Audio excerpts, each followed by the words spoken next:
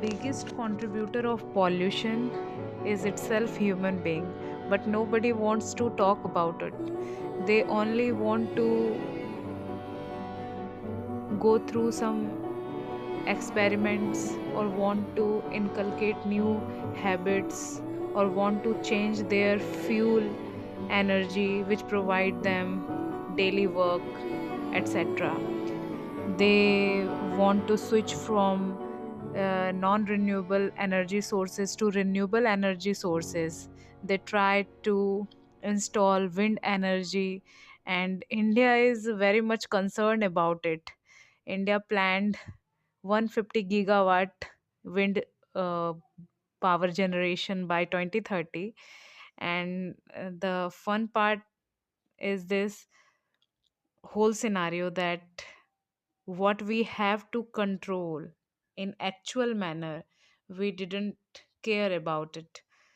हमें तो पॉल्यूशन को कंट्रोल करने और पॉल्यूशन को घटाने के रियल जो फैक्टर्स हैं उनके बारे में सोचना चाहिए कि कैसे ह्यूमन पॉपुलेशन को कम किया जाए, बढ़ती आबादी को कम किया जाए जिससे हमारा कंजम्पशन स्टॉप होगा, और जब कंजम्पशन स्टॉप होगा तो हर एक चीज़ की डिमांड कम होगी।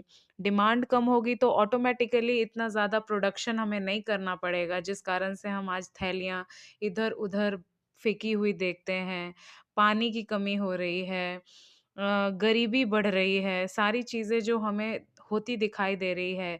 कितना अच्छा हो कि ह्यूमन बीइंग अपने पॉपुलेशन को कंट्रोल करने पे ज़ोर दे, जो सबसे बड़ा फैक्टर है पॉल्यूशन क्रिएट करने का।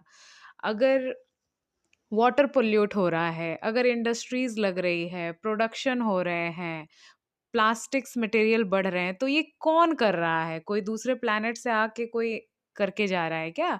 कि इसके लिए ह्यूमन बीइंग ही रिस्पॉन्सिबल है। उसकी अपनी बढ़ती आबादी उसे दिखाई नहीं दे रही, जो इस प्रकृति पर बोझ बन गई है, प्रकृति को बढ़ने नहीं दे रही है। पेड़-पौधे के नंबर्स हमने लिमिटेड कर दिए हैं, पर बिल्डिंग्स के नंबर हमने बढ़ा दिए हैं।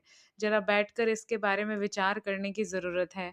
हमें जितनी नीड हो, उतनी ही चीज़ों का हम यूज़ करें, इस्तेमाल करें और अपने ग्रीड पे थोड़ा कंट्रोल करें, अपने लालच को, अपने इच्छाओं को थोड़ा काबू करें, तब जाके ही इस पर्यावरण का, इस पूरे अर्थ का कल्याण हो सकता है। और हमारा सबसे बड़ा कंट्रीब्यूशन आज के टाइम को देखते हुए यही हो सकता है कि हम पॉपुलेशन ग्रोथ में साथ ना दें। हम पॉपुलेशन को कंट्रोल करने के लिए एक स्टेप उठा सकते हैं कि हम आगे जनरेशन को लाने से पहले 100 बार सोचें। That's it.